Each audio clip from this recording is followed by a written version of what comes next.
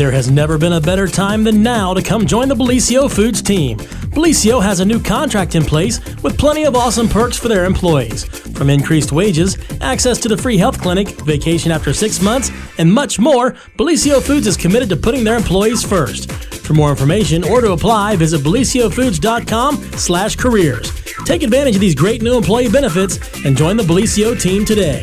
Visit BellisioFoods.com/careers to learn more.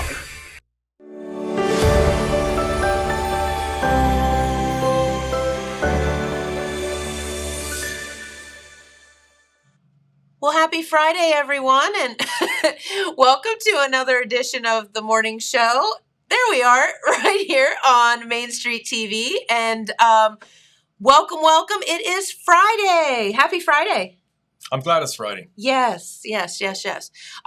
So yeah, of course, Jennifer here, of course, to start off the show. And, we have a very special guest here sitting beside me today, and his name is Scott King. And Scott, you are, you have quite a story to tell. So we're excited to have you here today. Thanks for having me. And I'm glad to be able to talk about this. Yeah, absolutely. So, we only have an hour, and I have a feeling that we could sit here for, an entire day and talk about some of your experiences and things. But first off, kind of give everybody a little bit, tell everyone a little bit about yourself. Are you from here? That kind of stuff. And then we'll go from there.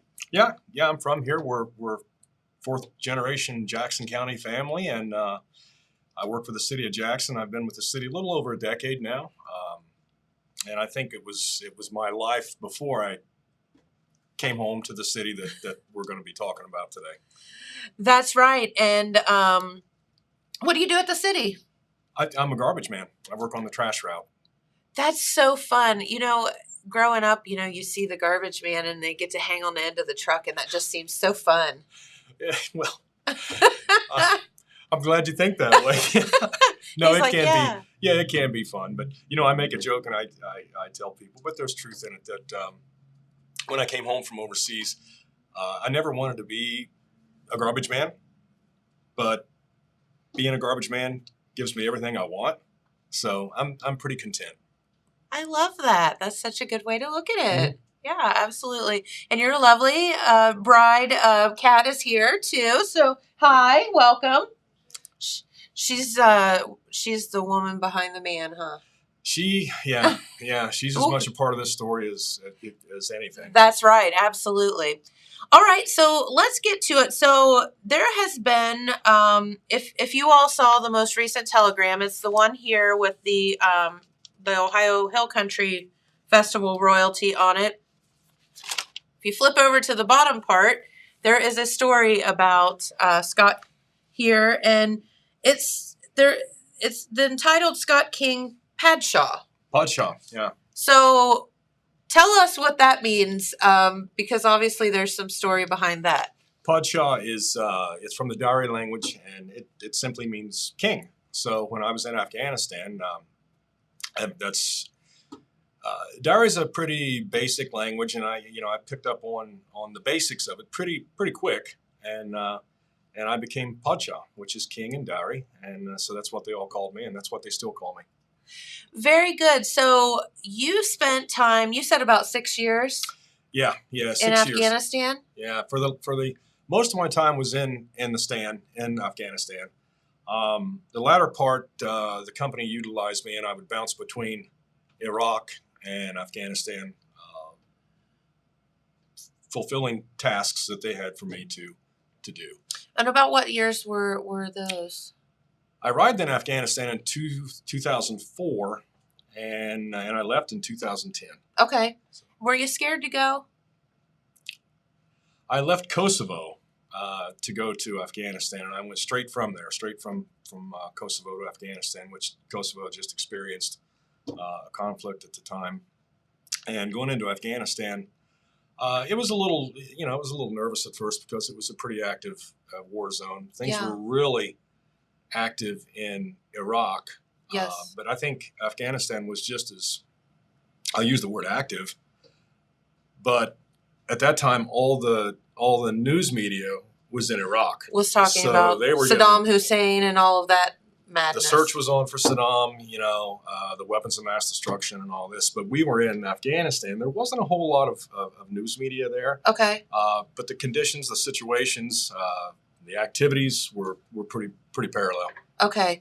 And were you in the military? Is that how you ended up there? I guess we failed to mention that part. That's a good point. How did you get there? Or why were you there? I was a private security operator, private military operator. And my project in Afghanistan, where we landed, we provided security for the U.S. Embassy in Kabul. After I'd been there a couple months, I began to elevate up through the hierarchy. And eventually, by the time I left in 2010, I was the Global's country operations manager. So to put that, to kind of define that through military terms, and not to sound lofty, but that would be the for all of us that have no idea what you're talking about. that would be the civilian equivalent to a General Petraeus. I was the highest rank within our company of what we call boots on the ground. Okay. And Global had a global strategies group. It was a British-based company, but we had offices in Washington, which they pulled me out of operations for a while, and they reassigned me to Washington. But we had a huge footprint there. Okay. We had security for the U.S. Embassy, Kabul Airport, Kandahar Airport, the currency exchange programs, all the democratic processes that we were trying to assist Afghanistan with voting. Okay. So we provided security for all the voting polls, all the candidates, and so on. And then there was just there were so many what we call boutique projects. Sure. little smaller projects. A smaller project may still have 200 or 300 global employees on it. Right. Those were considered small. The bigger ones, we worked with U.S. Army Corps of Engineers down in Kandahar and Lashkar, down in the southern part of Afghanistan. So we were countrywide, and like I said, we had a huge footprint there. Okay. And so you say that was a British-based company. Was it mostly Americans working there, or was it a mixture of folks? Yeah. Another joke I used to make was you could fly a United Nations flag over our compound or our the places, the locations we lived, because we had we had lots of Brits, lots of Yanks. We had Canadians, we had Australians, we had South Africans. All working together. All these guys, we would. A lot of them were former military. Like a lot of the Canadians were all former, what the Canadians call JTF2, Joint Task Force 2, which is Canada's equivalent to our SEAL teams. I gotcha. And we had some SEALs come on project. I helped the local SEAL get hired over here from this area. So we, everybody was former military, and a lot of them were what we would call tier one operators, and they would make the transition from military service into private contracting because the money was lucrative. Sure. And you're basically still doing what you're trained to do. Kind of the same thing. Yeah.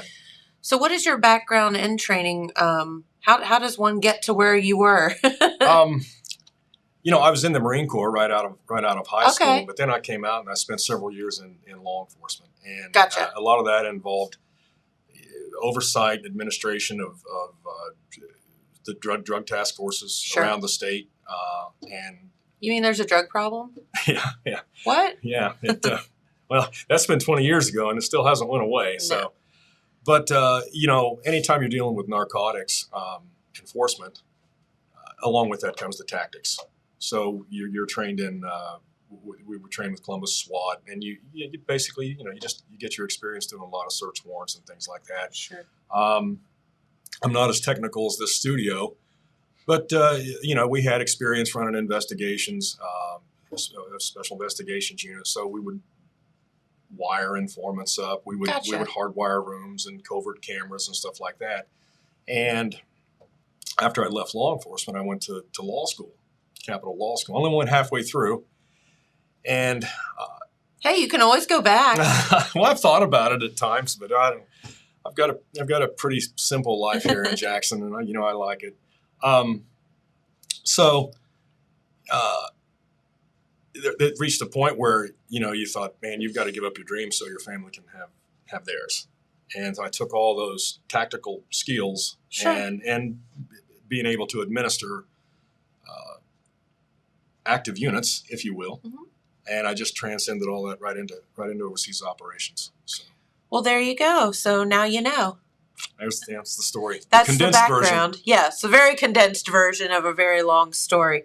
So, okay, so the article that was written, and I know that you talked quite a bit with the folks downstairs at the Telegram, and Alex did a wonderful job. We were just talking about that, Alex. I mean, when I read that story, I wanted to take a while to let it soak in because the words, "Thanks for this, you did a wonderful job," just didn't even touch it. Yeah. And it was so heartfelt. And the thing about Alex, he, when I talked to Pete, I said maybe we could send someone to the house, and I think they'll be able to get a better grasp on this. And Alex came in and he looked around at things, and I mean, very quickly, but he got right to the meat of the story, which was the human side of it. Yes. And that's what it's about. This is playing out right now on the international stage, almost by the hour. Yes. The story is developing constantly. It's kind of like COVID. It changes minute to minute, I feel like. It's changing minute to minute. But Alex, being so intelligent and so intuitive, yes, he was able to grasp the humanity side of this. And he did just it's an amazing piece that he wrote. It is. And if you haven't picked up the article, please do so and read, because we have an hour to talk and that's it. And, you will find out quite a lot out of that article. So speaking of what you're doing, and thank you for what you're doing. That's, again, not enough, but tell everybody a little bit about what the heck is going on right now, because all we see are on the news. You turn on the news, you see two things. Three things right now because of the hurricane. Hurricane, COVID, Afghanistan. Not necessarily in that order. A couple of weeks ago, it starts hitting the news that all of a sudden we're just going to leave Afghanistan. We being the Americans. Yeah. But that sounds all well and good, and we all go, oh, okay, we left Afghanistan, or we're leaving Afghanistan. That's when you start getting calls, right? Or way before that. Yeah, but. Actually, it was before that. From my time in Afghanistan and at the elevation I was at, you meet so many people, and you become friends with them. So we've communicated over time. We're on Facebook together, and there's a relationship, a friendship there. And what had happened here, the SIV, the Special Immigration Visa Program that we're working on, has been around, for a long time. I mean, it's an established process. And what is that exactly? If you don't mind. Yeah, the Special Immigration Visa Program is where the U.S. State Department, they can grant a special immigration, an SIV, special immigration visa to someone, and then there's criteria that you have to meet. Okay. What makes it special is the criteria. You have to be under threat or some other circumstance or situation. So in this case, because of the Afghan, my Afghan friends, their association with us, that kind of pushes them towards that SIV process. Going to say pretty much everyone that talked to an American ever would qualify, right? Yeah, well, yeah. I mean, these in the state of things today, these friends were in our service.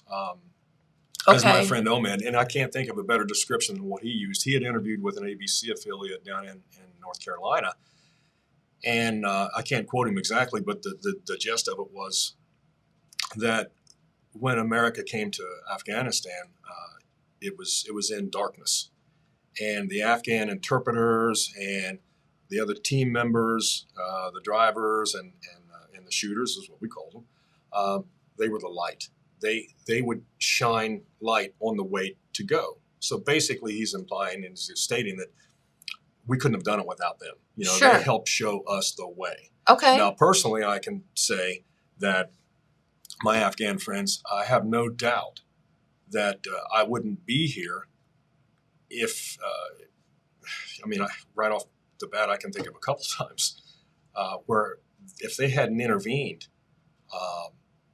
we would have went into a very bad situation. Okay. So they played a crucial role in partnering with us to further the U.S. government's objectives and goals. Well, how did you know who to trust? Sometimes you didn't. Okay. There was, we would vet them the best we could. Mm-hmm. And when I say vet, I mean, in America, we call background or, Mm-hmm. Do your background investigation. This is one of the difficult things where people, they have difficulty understanding this because it's not like here. I suppose I could Google your name and you're going to get some information, your association with your business and your association here and maybe some affiliates. Sure. Afghanistan, that structure is not like that. It's very rudimentary, Okay. archaic. Okay. So what you do is, at least what I did, you try and you compensate a little bit. Once you begin to get a feel, you put your finger on the pulse and you kind of get a feel for the situation, the environment, and who you can trust. Yeah. At least you want to believe you can. And Afghanistan's, you have huge families, like we do here, Sure. extended family and so on. And you begin to bring them in, and then you'll start bringing the family in too. I see. Okay. So what happens is, you vet them. Uh-huh. You make sure that you want to try and make sure that it's not like here where you can run a warrants check or Right. or go get a background investigation or go to the courthouse and pull their Okay. property owner. It's just that type of infrastructure doesn't exist there. So there were some things you had to take at face value, and a lot of it you had to go on intuition. I was going to say your and gut feel just for is the going to have person. to tell you things. Yeah, and then in time, they'll prove themselves. They'll prove their loyalty to you. So that's kind of how that worked. I see.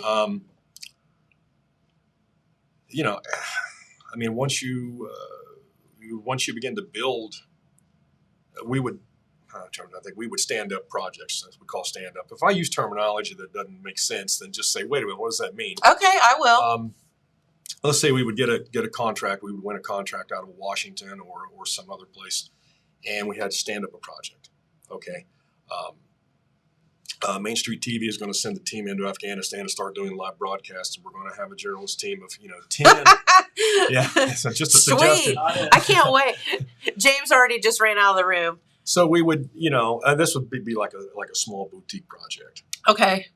And so all of a sudden you need maybe 30 team members, Afghans, a couple expats I'd bring in. So I would start screening the expats off our applicant pool out of London, where they would house everything from U.S. to the Australians and so on. And I'd say, based on the credentials, give me this. So they might send me 10 expats. Okay. And in the meantime, I would get one of my trusted Afghans to say, okay, now I'm going to need 30 people for residential security, for mobile security teams, for personal bodyguard work, and so on, with an expat overseeing these teams. Gotcha. So I'm giving you the whole structure of how a team works too. Yeah. But, they would start bringing them in. And it's one of those things where, I may not know James, but I know you. Uh-huh. And if I say he's James okay is with good you, people. he's good. Yeah. So it's your credibility on line with me until James proves himself. Sure. And then in the process, like I say, because I was there so long, I get to know James and now he's good to go. Yeah. So yeah, it's a loose process, but it works. Well, it's kind of, as you said, archaic in the fact that we just have to, you have to go off your intuition and just believe in the fact that people are good by nature. Well, yeah, But it was a more than belief. I mean, Over there, it's when there's an insurgency that wants to take you out, that wants to disrupt your operation and what you're trying to accomplish and achieve, there's more at stake, but it still boils down to there's a human trust factor. sure. And even if you were to interview for an intern at this station, they may come in and you may see something about them or get a feeling you don't like. It could be something as trivial as the hairstyle or a shirt, something they've got on. Yeah. But you look at their credentials and you talk to people about them and you get that feel and say, no, this person's really good. I think he would benefit with, his experience that you can teach him. And I believe you would enjoy working with him. And so you give them a chance and they work out. They prove themselves. So it's it's nothing unusual for what we do usually. We just may not notice it as much. And then the stakes may not be as high as they were over there. Yeah, I mean, you're talking life and death situations. Yeah. So over the course of time, I have a chance to meet, really develop personal relationships with a lot of these. With a lot of people. A lot of them. When you're there 6 years and you're at that elevation, you have complete oversight. So Okay. About, I'm going to say, it's probably been 6 weeks ago now, probably about a month ahead of the withdrawal. Okay. I began to receive, Podshak, can you help me with an SIV? Yeah, sure. Okay, what's going on? And they said, well, the Taliban. Well, the Taliban has always been there. But the surge really began to happen as you began to see the Taliban close in on Kabul. Okay. And begin to strangle off the country. So Kabul to Afghanistan is our Washington, D.C. Okay. That's the nation's capital. Okay. And, it's that last vestige of security and stability. And so when that's threatened, when that reaches a point where it's threatened, the country is near collapse at this point. So the SIV requests really begin to ramp up. Now let me pause there for a minute and take you back in time. Earlier, I'd said that the SIV process is nothing new. It's been around. I've utilized that since 2016, 17, and so far to this point, I've brought over or had assisted 13, maybe 15 Afghans in coming to America. So they're running for their lives, basically. Now they are. Okay. Yeah, now they are. The earlier groups, not so much. They worked with us. The earlier groups, I really know them very personally. Mm-hmm. Oftentimes I would see them every day. We'd have our chai together, and we would, involved in meetings. So I had a really good, strong personal relationship with them. Their reasons for coming over back then was because they wanted a better life. Sure. Now the threat, the danger has always been there. Even on our good days, you could still be subjected to suicide bombers, vehicle. We call them VBI, vehicle-borne improvised explosive devices, where they would just pack a car full of explosives and bolts and nuts and ball bearings and park it right outside the office here. And then when everyone comes downtown for lunch, bam, they just detonate it. Wow. So those threats were always there: rocket attacks, mortar attacks, sometimes open contacts, open assaults on the street. But I don't know how to explain it. It's just the risk you take. It's the equivalent of us going from here to some other place, Chillicothe or Jackson or Wellston, and you face the threat of potential drug drivers. Sure. There's always something. There's always going to be something that can disrupt your plans. But theirs is a little extreme. Theirs are more fatal. Yeah. And but the reason I bring that stuff up is this early batch, we had all just became, you bid the job type deal. You know where you're going. When I was going into Afghanistan, I know it wasn't going to be the Caribbean. I knew it wasn't going to be Myrtle Beach. It wasn't going to be a vacation. There are threats involved. That's why you were compensated so well. Sure. But so this early batch of Afghans, they just wanted to come to America for a better life. Which is why a lot of people want to come to America. That's why our ancestors wanted to come to America. So this is nothing new. Some people may get bent over this or upset, but this is history just kind of repeating itself. Love it or hate it, this country is by far, and I know that you've seen others, our freedoms and the things that we get away with are much better than any other place. Yeah, we're the best. Yeah. By far, we're the best, at least at the moment. I think our reputation is sliding, and that's a whole other political issue. I really don't want to politicize this. I'd like to keep it on the humanity side. Yeah. But this story will reach a point where it's going to crash into the politics of it, because that's where the breakdown has occurred. And we can talk about that. Yeah. Okay, so back on this early group, if I can give you an image like this, you can pull up your phone and you can Google image walking man on the moon. And you say, look here, Scott, and we see this and we say, wow, we did it. We've been able to put people walking on the moon. Sure. Now, you and I will never be there, but there it is, proof. The Afghans pull up their phones and they search for an image of Walmart or McDonald's drive-through, something that we do every day. And they know it's real, Jennifer, but they'll never see it. They'll never see that. Okay. So when I say come to a better life, that's what they wanted to do. They thought America is going to be better for me and my family. And we were able to, I was successful in helping them come.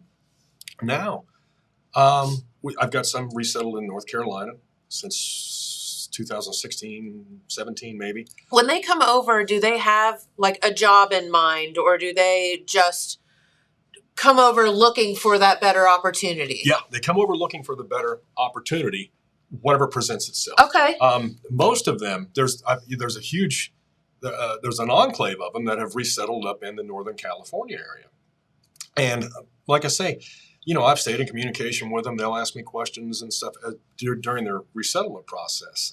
Car registrations, how do I do this? Just basic everyday. It's like you're raising children. If you've got a kid away at college, Dad, how do I? Okay, well, here's how you do this. So, but to give you an idea of the spectrum of how they've acclimated into American society, I have one who works at Domino's Pizza, and then he delivers food through DoorDash in the evenings.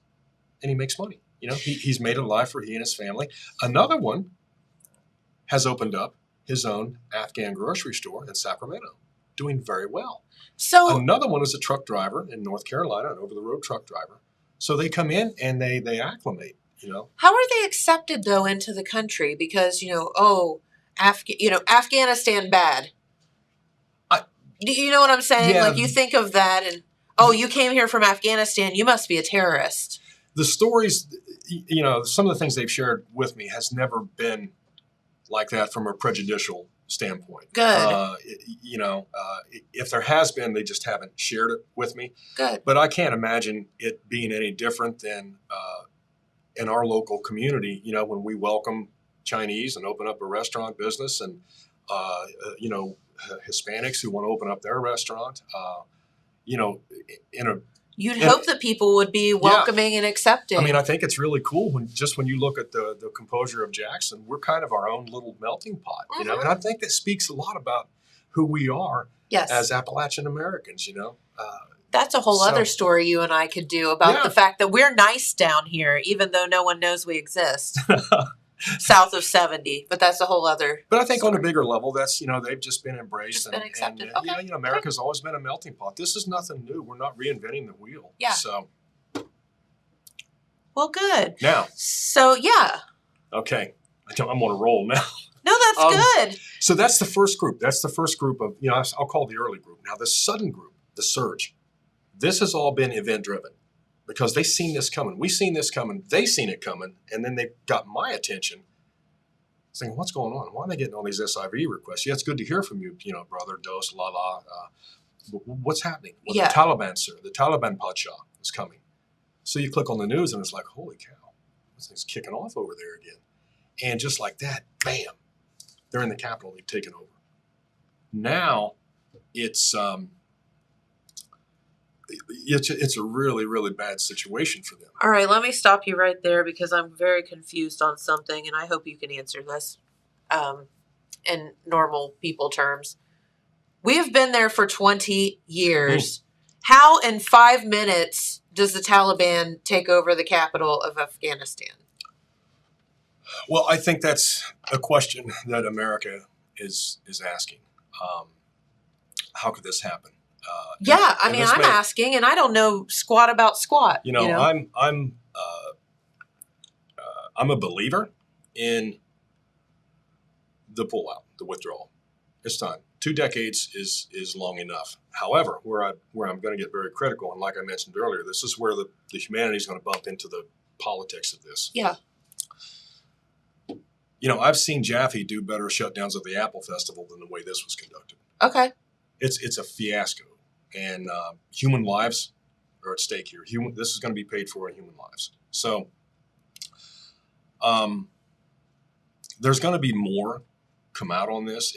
As this story develops, a lot of it's going to be after the fact now, because there are certain things on the ground in Afghanistan. Once that last plane lifted up, very little is going to change for them until we can continue to crank these letters out and hopefully get them in what I call the pipeline, the SIV pipeline. Okay. And even then, the State Department doesn't seem to be giving any guidance on, okay, we're gone, but here's how we're going to get you out. See, and that's what I hope we're not going all over the place because I have all these questions. But ask them.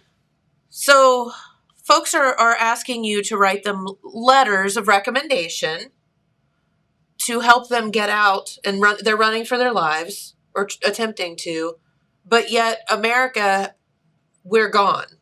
We're gone. Yeah. We're gone.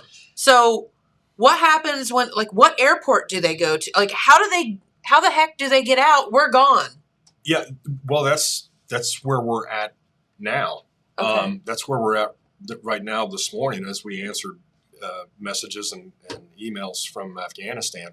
When I say in the article I mentioned ground truth, because you can turn on any major news network and you can get the report, you can get some video, backing whatever their narrative is on it. But when we get messages through Messenger, WhatsApp, my email, they're calling me at night. To me, that's ground truth. That tells me exactly what's going on right now. Now, what you see in the media, what's actually happening? Yeah. Okay. They're good to support, and they'll flash some type of video footage on, and then they'll spin their narrative. And that's what'd you just say? Yes, spin their narrative is whether they're right or left. I mean, it's still their story. Right. But the story that I'm interested in, really the only story right now I'm interested in, is what I call the ground truth. And that's from the Afghans. That's from the Afghans. Last week, we were getting, we'd received ground truth from the gates of Kabul airport. Padshah. I can't get in the gate. I would say, hand your phone to the soldier. Let me speak to them. Sir, I can't get close. I can't get close, sir. I can't get close. So they would turn around, and there's Taliban behind them. That's the situation they're in. And you can hear their children crying in the background. So they're that close to getting out, and they can't. Now, these are people with documents in their hands. Now, I've got to be careful here because I tell them, so you've got to be very careful. They know what to do. They've grown up in this environment.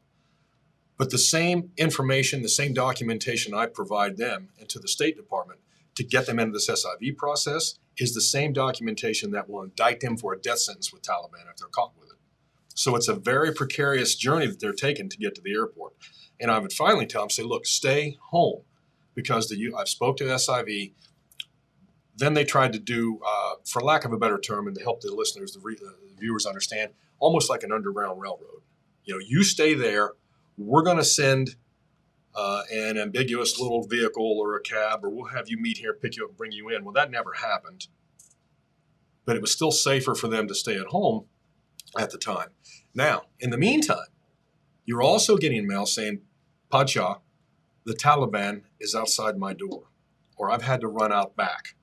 They've had to leave. I've had to destroy my phone and my computer because they'll just set up checkpoints, Jennifer. If we wanted to leave this building and go across the street to the spot on Main and have a coffee, well, there may be a Taliban checkpoint there. Give me your phone. Where are you coming from? Who are you? Give me your documentation. Empty your, so they get this stuff.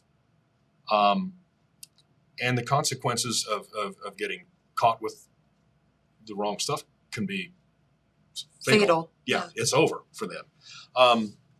So that was last week. It was chaotic. On a personal level, for my wife and I, it was heartbreaking. Yes. Because when they're at that gate and they're in that throng of thousands and thousands and thousands of people with their children, with no bathroom facilities, no food, no water. If you've seen the footage, you know exactly what. I don't have to describe it. You can see it. So there's nothing you can do for them. You just have to say, the cliche, trust the process when there's a life on the line. So we give them hope. I crank out letters. I think we've got about probably anywhere 18, maybe, I think, this morning to get back out to them. They'll take those. They have to make contributions to the packet as well. They have to write what they call a threat letter. There's the picture of you at your desk with a couple of letters there. And that's been about a week ago now. So I think we're probably pushing above 200 letters, SIV sponsorship letters and human resources letters. So they send a letter with their information in it. I proof it. Not all their English is very well. The interpreters are fantastic. Their Sure. English is just as good as ours.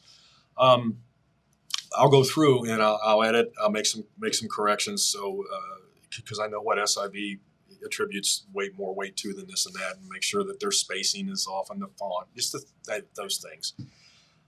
I send them back. I sign them, scan them, we send them back. So now they've got letters. Those are very important because they have to have an American sponsor for the United States. Oh, okay. But they have to write a threat letter to supplement that package that explains, here's what's happened Why to they me. need to get the heck out of Dodge. That whole package then gets emailed to SIV. I talked to SIV August 24th because the gentleman I spoke to, they had a number set up for information, check on the status of your application. And I think once he realized this was an American on the end of the phone, that it was like, you could almost feel like, and he just opened up to me, which was great because I had questions. And he was more than anxious to sort of get it off his chest. He said, Mr. King, he said, we're a month behind processing these. Now, granted, Jennifer, this was before the U.S. forces pulled out. So Okay. we're at a frantic pace trying to crank these out and get them out. I said, what's going on with this program? He said, the letter I'm working on right now is July 24th. He said, we're 30 days behind. We're working around the clock. We're going as fast as we can. They'll take that stuff and send it back. They'll either assign them an SIV case number, which is great. That's a big positive. It means they're in the system. In some cases, what we're starting to see now is some of the Afghans we're sponsoring, that we've written the packages for, they're receiving instructions to go to the airport. And they went and they said, but we can't, the airport's closed. You're gone, the airport's closed, which leads us to the question that you brought up early. What now? There doesn't seem to be any plan. Now you have a president who has stood in front of the cameras several times and said, we're not going to leave anyone behind. We're going to get everybody out, all of our allies, our interpreters and everyone. And that didn't happen. No. And now there's no plan to continue this rescue operation. I don't call this whole fiasco an evacuation. That almost sounds too legitimate. I call it more like an eviction. We were kicked out on their terms, the Taliban terms. There's been billions of dollars of U.S. equipment left behind to fall into enemy hands. For them to use. They're using it. You can Absolutely. Once again, you don't take my word for it. Google it or you. I saw that on the news. It must be true. When you see, but I really did see that part. Yeah, it's frustrating. It's humiliating. Embarrassing as an American when you look and you see the Taliban carrying the weapons that we provided. Yeah. And I just think this whole thing. I don't think it could have been. When I think it can't get worse, it does. Yeah. Now there's information starting to come out that the president had been talking with the president Ghani of Afghanistan as late July, maybe early August, basically suggesting that he change his stance on things so it alters the perception that everything is okay here. As a common American, you're asking him to lie. Right. So you knew the truth. You knew things were going downhill a month ahead. The CIA pulled out 7 weeks before the evacuation. There's huge failures along the line somewhere. And I mean, let's be honest, this thing's been going on for 20 years. So it's not one president or one decision that's been made before everyone starts. No, it's not. Yeah, it's been going on 20 years. We've been there 2 decades. But it happened now. Yeah. And I think, and I'm not up here to bash the administration. I will present facts and I'll share my view on those facts and then I'll try and qualify those facts. I think you see an administration now toting the fact that, well, we've evacuated over 100,000 people, and that's great. It probably is the largest human airlift in history. Kudos to that. But how much more effective could it have been had there been a plan in place? If we've got that many people out under duress, how many more could we have done if this would have been a little more planned? How many letters would you say that you've written since you started getting the Run for Your Life requests? And you are one person. Well, you're a team, but you two are a team. How many? And because you're one person, so there are other folks out there doing somewhat what you're doing. I'm assuming, yeah. Yeah. I'm going to say, I'm confident we're over 200 now. Okay. And I'll go back and work on more this afternoon and this evening. A funny story, not funny, haha, but it's like I contacted our Congressman, Bill Johnson's office. Yeah. And I spoke to his representative in Ironton, and I said, hey, the SIV, and I kind of explained to him, is there any, the door's closing here, and I've still got a lot of people in the process. And he said, well, we have a desk set up. Let me put you in touch with someone. I'm going to have Dawn call you from Congressman Johnson's office. And we have a unit set up to help people with this. We've helped a few. It's great. So the next day I get a call from Dawn. Well, that's nice. And yeah, it was nice to get the return call. And I explained the situation to her, and she said, yes, we've been able to help some people. She said, how many SIV cases do you have? I said, we're probably close to 200 at this point. And there was silence. She said, "We've never." Dawn said, "Oh no." She said, "We've never handled that many." Yeah. And I said, "Dawn, these cases have one person on them. Each person is going to have an immediate family, which is a wife and children." I said, "So basically, what I'm saying, there's probably a plane load of Afghan allies on my desk that need help, that are trapped inside and they cannot get out." Yep. And she said, let me speak to the congressman and his staff, and I'll get back to you. So they haven't had a chance to do that yet. I want to trust that they're still researching. No one seems to know how this SIV process is going to continue to help extract them from this situation now that we're gone.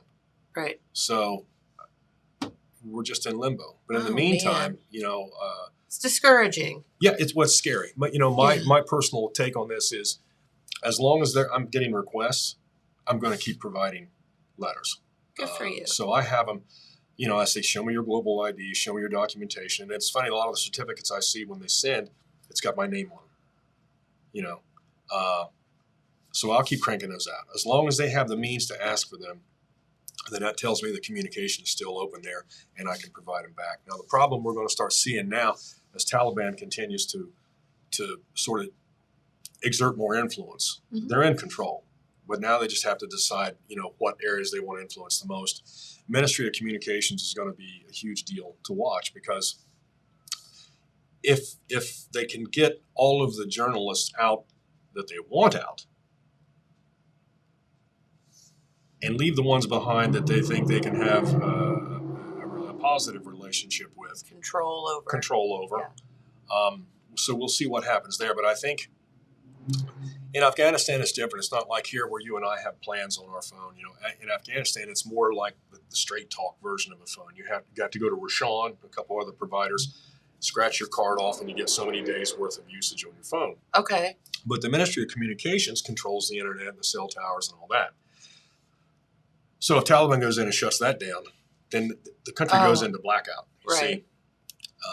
And then they can have a lot of, they can totally control the amount of information and the content of the information that flows out. So, it hasn't happened yet, but we'll see. We'll see as this thing unfolds. The Taliban, is that a it's not a religion, is it? What do you? Is it? Yeah, they're Muslim, Islam. Okay. And how nothing against recent Islam, Muslim. I know, Muslims are my friend, but the Taliban. When did that start? That I don't know. Okay. But it's centuries. Gotcha. Taliban has a history. They're not the new kids on the block, but they're not as old as the religion itself. It's more of a. So they're almost are they like a cult, or a sect of the Muslim religion where they take certain parts and then run off of it? I wouldn't say that, but I can speak that they're extreme proponents of what they call Sharia law, which is a very strict version of Islam. Okay, let me try and equate that here so people can understand. Sure. But I want to be careful not to do this in a negative way. My wife and I are believers. We attend church, we pray, we read our Bibles. It's part of who we are. Uh-huh. And then you have other people that pray and read their Bibles, and they attend church, but they're in a much more dedicated. If not that we're not dedicated, Sam, I'm struggling for words here. You have Amish, great people, and you have what I want to say Pentecostal, with the skirts and the longer hair and different interpretation maybe. There's different degrees or levels. Okay. And no one wants to say, well, this one's right or this one, this one's right, those are wrong. But all I want to do is bring that comparison up to help people understand that all these people I help are Muslim, but the Taliban, are Sharia. They're extreme. Muslims too, extreme. Okay. Extreme. Yeah, women have to be covered. Women can't be educated. There's just so many. Men have to grow the beards because it says so, and they'll pick out their part of the Quran, which is their Bible. Okay. And that's what they'll impose. So if you don't have that, then you get punished. If it's something, a minor infraction, you'll get a fan belt across the back or something. We have a picture, which, I want to make this point before we run out of time, is, you see a lot of the news agencies talking about, not purporting, not attacking. They're just saying, hey, this may be Taliban 2.0. I'm not convinced. I'm not sold on that. I think that I always told Kat from the beginning, the Taliban is going to be the Taliban. Sure. And they're going to impose and enforce this strict Sharia law. Now, once again, I don't rely on the major news networks to base my opinions. I go, in this situation, I go to the ground truth. So we received a picture the other day. This is the ground truth we received. Very raw, unedited. It's just person to person. Yep. And one of them had someone take a picture of their back. Yeah, Kat showed me that just before we went on the... He had a hot sear put on him and then whipped because it was part of the interrogation of who in your family has cooperated with the Westerners. Which would be us, right? It could be us, could be UK, it could be anybody other than them. Yeah. Gotcha. Who served in the ANA, Afghan National Army, ANP, Afghan National Police, because all those represent the former government that collapsed. So gotcha. The Taliban, now it's retribution time. But you're not hearing a lot about this on the media. There are executions happening. There's door-to-door searches now. I call them accountings, because they want to know who's who, where they live. So it's just going to it's going to streamline the process once things get filtered out and the media blackout I told you about. Yeah. See, then they're going to have a free hand to do anything without very much less escaping out into the national world, the eyes of the world. But it's happening now. There's door-to-door searches going on. The beatings, the whippings, and the executions. But you don't hear about that. Mm-mm. But we're getting it from Afghanistan. So we're going to see. This story is going to continue to evolve, and it's going to continue to take a front seat to everything.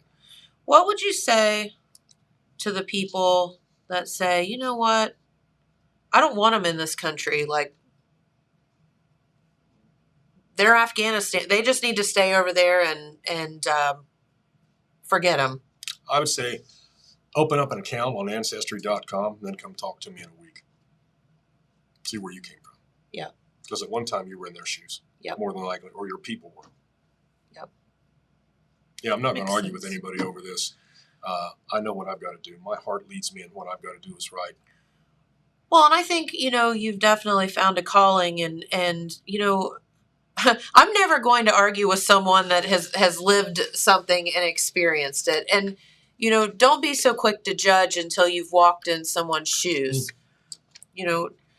Don't be so quick to badmouth medical marijuana if you've never seen a family member die of cancer. Or don't be, unless you've actually lived it, don't be so quick to judge. Yeah, be open-minded. It's very simple for us to sit here and say, "Oh, who cares? They're across the world. Who cares? Just let them, whatever. As long as they're not here, oh well."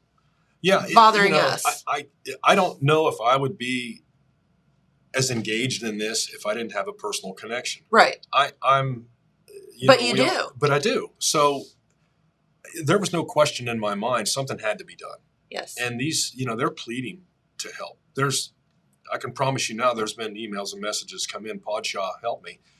It was to the point where it had overflowed so much, my wife stepped in because she communicates with him. She's the one who really talks with him. I'm too busy, and that's how that whole started. She said, they're saying, why aren't you answering me, Podshaw? Why do you leave me here? Why I'm going to die? And she steps in and says, no, he's busy fighting for you. He's busy working for you. I'm here. Yep. And sometimes I'll answer them when I could get a chance, and I'll say, look, the American forces, they may have pulled out, but we're here and we're fighting for you. We're going to help you. We're going to do our best. I can't live. I can't, knowing that I didn't do anything here. You didn't at least try. You have to. Where do you see this thing going? I think what we're doing is going to be the human tragedy here. Okay. I'm hoping SIV in time, they can, find some process or means to extract these people. Either we get them into Pakistan, but see, Taliban controls the borders. If they open up the airports back up to commercial flights, now Taliban has made statements saying, no, if they want to leave, they can leave. We're going to be the nice Taliban now. Yeah, but the information we receive in the ground truth says different. But if that works, it's going to be the humanitarian side of this thing. We'll have to see if we can get them out. Political side of this is not going to go away. Okay. It is not going to go away.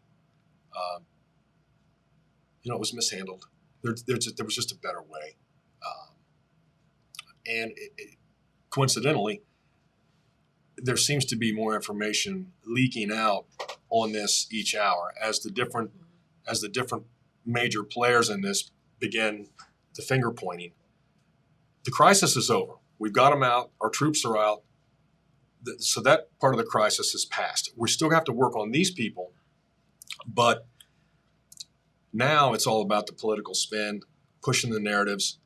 And I think as one entity begins to take heat, they're going to try and provide something, a leak or something that's going to point toward another entity, and the finger pointing is going to start. In the meantime, the American public is going to be fed little doses of truth and evidence and proof, and you can come to your own conclusion. But I don't think the political side of this is going to go away for some time. And that's just the drama. Sure. America's reputation on a world stage is, how can our allies ever trust us again? How can anybody have any kind of faith and confidence when they see you leave numbers, perhaps over 1,000 U.S. citizens, aside from our Afghan allies, you leave them behind? Yeah, I mean, I don't know if it was James or my husband, whichever James it was, that told me there was a group of high school kids, like missionary kids, that they left. Yeah, I've heard stories, but I haven't seen it. Like, what? How does that happen? Well, how does it happen when you have a president that stands and says, we're not leaving anyone behind? We're going to stay until they're done. And then it gets watered down. The next thing you know, it's wheels up and we're out of there. Yeah, okay, I understand it happens. Maybe there are tactical issues, tactical concerns to consider, but at the end of the day, how is America perceived now as a result of the way this was handled and the way it's going to be handled? So this side of it's not going to go away for a long time, I'm afraid. How are we going to get those people out of there? I don't know what their plan is. I know if, I guess Yeah. I would probably try and get them to the Pakistani border, and let's get you out of there. But see, Taliban's in Pakistan too. Right. The Panjshir Valley, which is a whole thing. We never even got into this, and I have a lot to say about the Panjshir Valley. I've been there. Most of these guys are Panjshiris that I'm helping. Right now, that is the only province in Afghanistan that has not fallen to the Taliban, and they're fighting back. The Panjshir Valley never fell to the Russians during that invasion. So it's a very, I've been there many times. It's a very defendable region in the country. Very mountainous, very rugged, very tough. And the people there are the same. Are rugged and tough and tribal, and they're fierce. They're warriors. We'll see how that pans out. But yeah, to try and get them out, you have people with families. The economy is dried up because when this began to kick off, everyone runs to the ATM. They run to the bank. They want to withdraw everything. Yep. So there's no currency. There's no money. There's no money floating around. So it's a dire situation for them. What makes, I know we're about out of time, but I guess I'm curious, why did the Taliban get whatever they want? Like, what is so, I don't know what the word is, tough about them that they get whatever they want? Well, how have they gotten as far as they've gotten, I guess? I don't know how to phrase it exactly. And I don't know how to answer it, but I have some insight. As Alex mentioned in his fantastic article, that I think people's perception, the Taliban aren't a bunch of goat farmers and goat herders and rural farm hands. They're very sophisticated, and they have technological advancements now that puts them on par, that makes them a worthy opponent. And I'm not giving them any credibility here, but I'm just saying the moral of the story is don't take them lightly. Sure. How they got what they wanted, how they were able to come in and just sweep through. Jennifer, I think that is going to be part of the truths that are going to come out into this finger pointing and the strategic blunders or decisions that were made that created an atmosphere where that could happen, because it happened so fast, pretty quick, and that just tells me either they were given a green light or something occurred to launch this. Of course, we were there. Air support's a huge thing in Afghanistan. If you've got air support, you can control just about any type of environment or contact. The Afghan army, which is a whole other fiasco and blunder, well equipped. We provided that. If in those videos you see those little green Ford pickup trucks with I can remember standing on the hoods of those and seeing acres of them, just acres looking out. The U.S. provided those to the Afghan National Police and then the Afghan military, Afghan National Army.